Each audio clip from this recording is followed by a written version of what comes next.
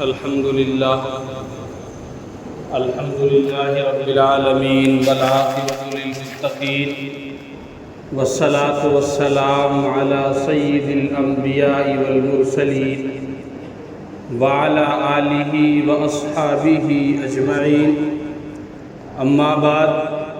فأعوذ بالله من الشيطان الرجيم بسم الله الرحمن الرحيم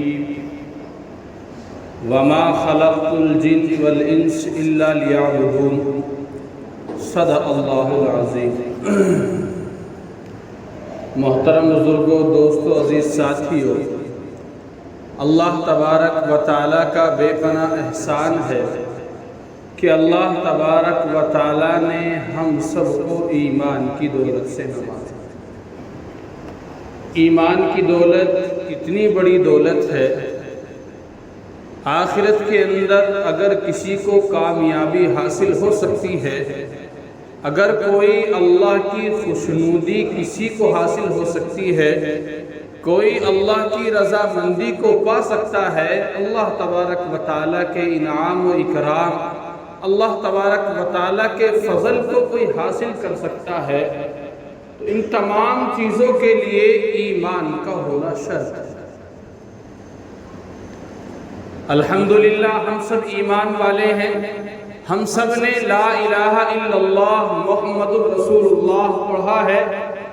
اور جو اس کے تقاضے ہیں اس کو ہم نے پورا کرنے کا ارادہ کیا ہے، لیکن اسی کے ساتھ ساتھ اللہ تبارک و تعالیٰ نے اپنے احکام کو ہمارے سامنے بیان کیا، نبیوں کو اللہ تبارک و تعالیٰ بھیجتا رہا، چنانچہ موسیٰ علیہ السلام کو بھیجا، فرعون نے جب گردن کو اٹھایا تو اللہ نے موسیٰ کو بھیجا، قارون نے جب گردن اٹھائی تو اللہ نے موسیٰ کو بھیجا، اسی طریقے سے نمرود نے جب اپنے تکبر کی گردن کو ابھارا تو اللہ تبارک و تعالیٰ نے ابراہیم علیہ السلام کو بھیجا۔ ایسے ہی بے شمار نبی دنیا کے اندر آئے، اور نبیوں نے آ کر کے لوگوں کو سمجھایا، لوگوں کو بتایا کہ تم دنیا کے اندر تمہارا آنے کا مقصد کیا ہے۔ دنیا کے اندر جو تم آئے ہو صرف کھانا کمانا سو جانا نہیں ہے، بلکہ دنیا کے اندر تمہارا آنے کا ایک مقصد ہے۔ اللہ نے تمہیں دنیا کے اندر بھیجا،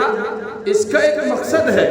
جس کو قرآن نے بیان کیا، وَمَا خَلَقْتُ الْجِنَّ وَالْإِنسَ إِلَّا لِيَعْبُدُونِ۔ اللہ تبارک و تعالیٰ خود قرآن کے اندر ارشاد فرماتا ہے کہ میں نے انسانوں اور جناتوں کو جو پیدا کیا ہے وہ محض اپنی عبادت کے لیے پیدا کیا۔ اور بارہا میں ایک بات کہتا ہوں کہ انسان عبادت صرف انہی چیزوں کو سمجھتا ہے کہ نماز کا پڑھ لینا یہ عبادت ہے، روزے کا رکھ لینا یہ عبادت ہے، صدقہ خیرات کر دینا یہ عبادت ہے۔ صرف یہی عبادت نہیں ہے، بلکہ عبادت کا مفہوم تو بہت وسیع ہے۔ کسی کو دین کی بات بتا دینا یہ عبادت، کسی کو اچھائی کا راستہ دکھا دینا یہ عبادت، کوئی برا کام کر رہا ہے اس کو سمجھا دینا یہ عبادت، کوئی ادھر ادھر کی باتیں کرتا ہے اس کو صحیح راستہ بتا دینا یہ عبادت، اگر کہیں بے انصافی ہو رہی ہو وہاں کھڑے ہو کر کے انصاف کی بات کہنا یہ عبادت، کہیں قرآن کی مخالفت کی جا رہی ہو، علماء کی مخالفت کی جا رہی ہو، احادیث مبارکہ کی دھجیاں اڑائی جا رہی ہو، وہاں پر کھڑے ہو کر کے لوگوں کو سمجھانا، لوگوں کو صحیح بات بتانا یہ بھی عبادت ہے۔ آئے ہم کس لیے تھے، لیکن پھنس ہم کہاں تھے؟ آئے تھے ہم جنت کو حاصل کرنے کے لیے۔ ایمان والے کا دنیا کے اندر رہنا، دنیا کے اندر کھانا، دنیا کے اندر کمانا، دنیا کے اندر باتیں کرنا، دنیا کے اندر کچھ بھی کام اگر ایمان والا کرتا ہے تو اس کے پیش نظر آخرت کا گھر ہونا چاہیے۔ دنیا میں آیا کس لیے ہے؟ دنیا میں آنے کا مقصد ہمارا اور تمہارا صرف یہ ہے کہ اللہ کو ہم راضی کر کے اس دنیا سے چلے جائیں۔ ہمارا دنیا میں آنے کا مقصد ہی نہیں۔ لیکن ہم اپنے حالات کو دیکھیں، اللہ معاف کرے، کیا کیا حالات، کیسے کیسے کام آج ہم ایمان والے انجام دے رہے ہیں۔ بارہا یہ بات ہمارے سامنے آتی ہے، مسجدوں کے اکرام کی دھجیاں غیر مسلم نہیں اڑاتے، مسجدوں کے اکرام کی دھجیاں اور لوگ نہیں اڑاتے، بلکہ ہم ہی ایمان والے جو رسول اللہ کو ماننے والے لوگ ہیں، قرآن کی آیات کو ماننے والے لوگ ہیں، نبی کے طریقے پر چلنے کا دم کرنے والے لوگ ہیں، ہم ہی لوگ آج قرآن کی، ہم ہی لوگ آج اسلام کی، ہم ہی لوگ آج احادیث کی، ہم ہی لوگ آج اللہ کے احکام کی دھجیاں اڑانے کا کام۔ انسان کے ساتھ جو انسان زندگی کو گزارتا ہے، دو چیزوں کا بڑا دخل ہوتا ہے، خوشی کا اور غمی کا، خوشی کا اور غمی کا، دو چیزوں کا انسان کی زندگی کے اندر بڑا دخل ہے۔ کبھی انسان خوش ہوتا ہے، کبھی انسان غمی کی حالت کے اندر اپنی زندگی کو گزارتا ہے، لیکن آج کا یہ وسیلہ ہو گیا، آج کا یہ طریقہ ہو گیا، آج کا یہ رواج ہو گیا، اگر ہمارے اوپر آفت آ جائے، ہمارے اوپر کوئی پریشانی آ جائے تو آج ہم دل بلا اٹھتے ہیں، لیکن اگر ہمارے گھروں کے اندر خوشی کا ماحول ہو تو ہمیں یہ نہیں پتا چلتا قرآن ہم سے کیا کہہ رہا ہے، ہمیں یہ پتا نہیں چلتا ہمارے علماء ہمیں کیا سمجھا رہے ہیں، ہمیں یہ پتا نہیں چلتا احادیث مبارکہ ہمارے سامنے کیا کہہ رہی ہے، ہمیں یہ پتا نہیں چلتا کہ نبی پاک صلی اللہ علیہ وسلم کا طریقہ آخر ہم سے کیا کہہ رہا ہے، ہمیں یہ پتا نہیں چلتا کہ اللہ ہمارے اس عمل سے ناراض ہو رہا ہے یا نہیں ہو رہا، بلکہ ہماری خوشی کا ماحول ہے، خوشی منائی جائے گی ہمارے حساب سے۔ خوشی منانے کے اندر اگر قرآن ہماری مخالفت کرے گا ہم قرآن کو پیچھے چھوڑ دیں گے، خوشی منانے کے اندر اگر احادیث مبارکہ ہماری مخالفت کریں گی تو احادیث مبارکہ کو پیچھے چھوڑ دیں گے، خوشی منانے کے اندر اگر کسی عالم کی بات ہمارے گریبان کو جھنجھوڑتی ہے تو اس عالم کی بات کو ہم پیچھے چھوڑ دیں گے، خوشی منائی جائے گی ہمارے حساب سے، شریعت کچھ کہتی ہو اور جو ہے نبی پاک صلی اللہ علیہ وسلم کا طریقہ کچھ کہہ رہا ہو، احادیث مبارکہ کچھ بھی کہہ رہی ہو، قرآن کچھ بھی کہہ رہا ہو، خوشی منائی جائے گی ہمارے حساب سے۔ اور جب غمی کا ماحول ہو، غمی کا ماحول، مولانا ہے لدھیانے والے شاہی امام ہیں، ان کی ویڈیو ہمارے سامنے آتی رہتی ہیں، اکثر لوگ ہیں ان کی ویڈیو کو دیکھتے ہیں۔ ایک کلپ کے اندر وہ فرما رہے تھے کہ آخر آج کے مسلمان کو ہوا کیا، دنیا میں آیا کس لیے تھا، اللہ نے بنایا کس لیے تھا، اللہ نے طاقت کس لیے دی تھی، اللہ نے مال کس لیے دیا تھا، اللہ نے اولاد کس لیے دی تھی، لیکن آج ہم نے اس مال کا غلط استعمال کیا، آج ہم نے اس طاقت کا غلط استعمال کیا، آج ہم نے اولاد کا غلط استعمال کیا، آج ہمارے ہاتھوں کے اندر طاقت ہے تو ہم نے غریبوں کے دلوں کو دبوچا ہے، آج ہمارے ہاتھوں کے اندر طاقت ہے تو ہم نے غریبوں کے حق کو چھینا ہے، آج ہمارے ہاتھوں کے اندر طاقت ہے، آج ہمارے خاندان کے اندر طاقت ہے، تو آج ہم لوگ اتنے بڑے چوٹی ہو گئے، آج جو ہے کسی کو بھی پکڑ کر کے اس کو پیٹ دیا جائے، کسی کو پکڑ کر کے اس کے ساتھ بدتمیزی کی جاتی ہے۔ ذرا ہم دیکھیں اللہ کے نبی ہمیں کیا طریقہ بتا کر کے گئے، اللہ کے نبی کیا طریقہ ہمیں سمجھا کر کے گئے، اللہ کے نبی کیا طریقہ ہمیں دے کر کے گئے۔ ہم تو وہ لوگ تھے کہ جنت ہمارا اکرام کرتی، ہم تو وہ لوگ تھے ملائکہ ہم پر فخر کرتے، ہم تو وہ لوگ تھے ائمہ مجتہدین ہم پر فخر کیا کرتے، ہم تو وہ لوگ تھے جو قرآن کے بالکل قرآن کے حساب سے اپنی زندگی کو ڈھالتے، ہم تو وہ لوگ تھے جو احادیث مبارکہ کو اپنی زندگیوں کے اندر لے کر گیا۔ خوشی کا ماحول ہو، اپنے حساب سے کچھ بھی کر لیا جائے، اذان ہو رہی ہے اس کا ہمیں خیال نہیں، جماعت ہو رہی ہے اس کا ہمیں خیال نہیں، مکبر تکبیر کہہ رہا ہے اور ادھر رنگ برنگے گولے چھوڑے جا رہے ہیں، ہم سے کب اس بات کا تو خیال رکھتے؟ نماز تم نہیں پڑھ رہے، لیکن کم سے کم جو لوگ اپنے کام کاج کو چھوڑ کر کے، اپنے بستروں کو چھوڑ کر کے، اپنے بال بچوں کو چھوڑ کر کے وہ اللہ کی عبادت کرنے کے لیے مسجدوں کے اندر جمع ہوئے ہیں، کم سے کم ان کا تو خیال نہیں۔ بارات جا رہی ہے، اذان ہو رہی ہے ہم پر کوئی فرق نہیں پڑتا، جماعت ہو رہی ہے ہم پر کوئی فرق نہیں پڑتا، احادیث کیا کہتی ہے ہم پر کوئی فرق نہیں پڑتا، اور قرآن کیا کہتا ہے ہم پر کوئی فرق نہیں پڑتا۔ آج ہم ایک چیز کا شکار ہیں،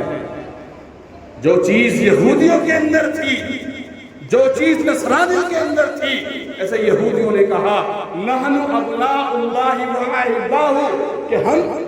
ہمیں آگ آخر کیسے چھو سکتی ہے، ہم تو اللہ کے بیٹے ہیں،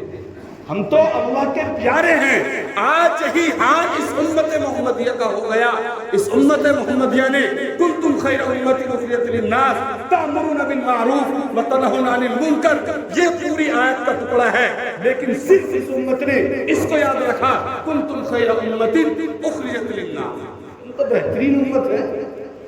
ہم تو امتوں کی سردار ہیں،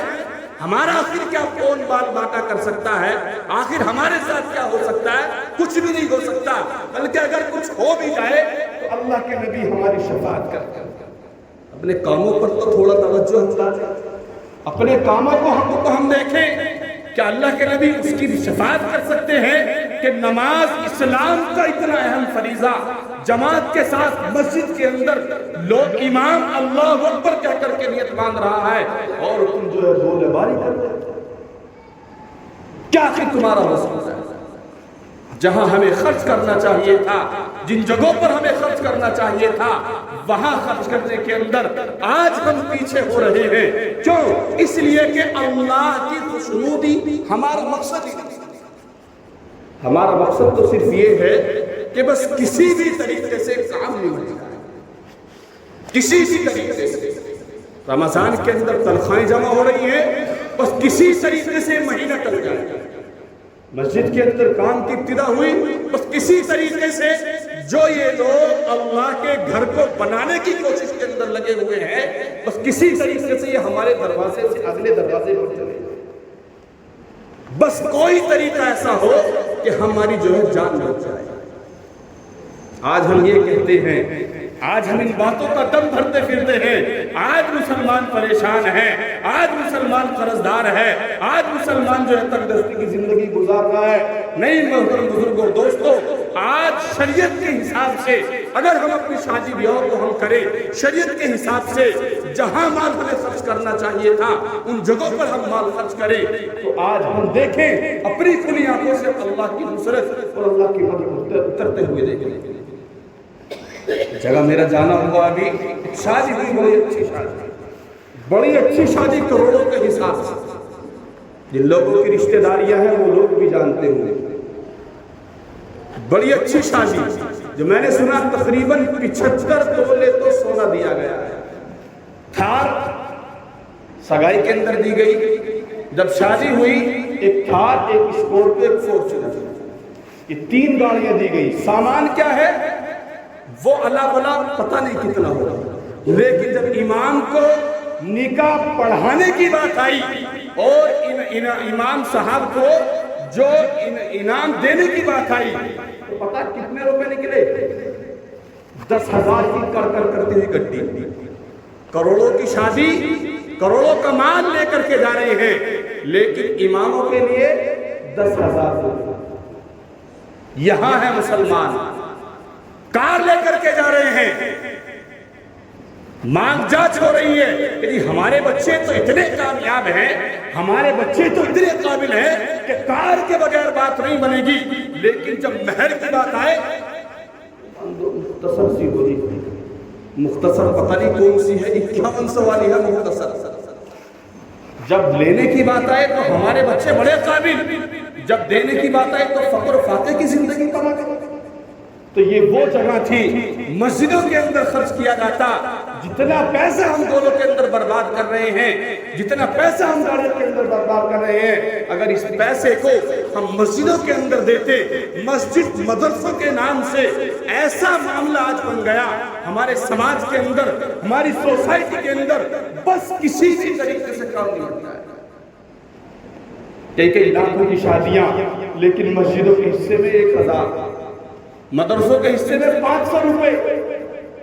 ائمہ مساجد کو 2000 روپے، صرف اتنا جو ہے صفت کر کے آج ہمارا سماج رہ چکا ہے۔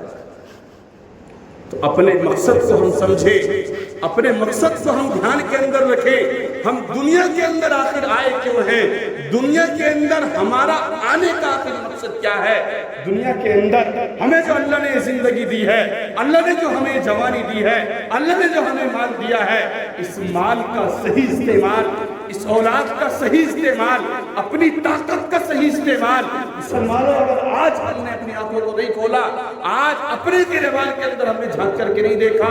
آج طاقت ہے، یہ طاقت ہمیشہ رہنے والی نہیں. آج مال ہے، یہ مال ہمیشہ رہنے والا نہیں. آج اولاد ہے، یہ اولاد ہمیشہ رہنے والی نہیں. آج کوئی خاندان پاور کے اندر ہے، ہمیشہ یہ خاندان پاور کے اندر رہنے والا نہیں. تو محترم بزرگوں، دوستو، ذرا ہم اس بات کو سمجھیں اور اپنے گریبانوں کے اندر جھانک کر کے دیکھیں. طاقت اللہ نے دی، اس طاقت کا صحیح استعمال کریں. غریبوں پر جہاں حق دبایا جا رہا ہو وہاں جا کر کے اس طاقت کا استعمال کریں. پیسہ اللہ نے ہمیں دیا ہے، جہاں پر غریبوں، مسکینوں، یتیموں کی بات آئے وہاں کھڑے ہو کر کے ہم یہ کہیں کہ اللہ نے ہمیں خوب دے رکھا ہے، انشاءاللہ ہماری طرف سے اتنی امداد. مسجد اللہ کے گھر بنائے جا رہے ہوں، مدرسوں کے اندر کام چل رہا ہو، ایسی جگہوں پر اپنے پیسے کو ہم خرچ کریں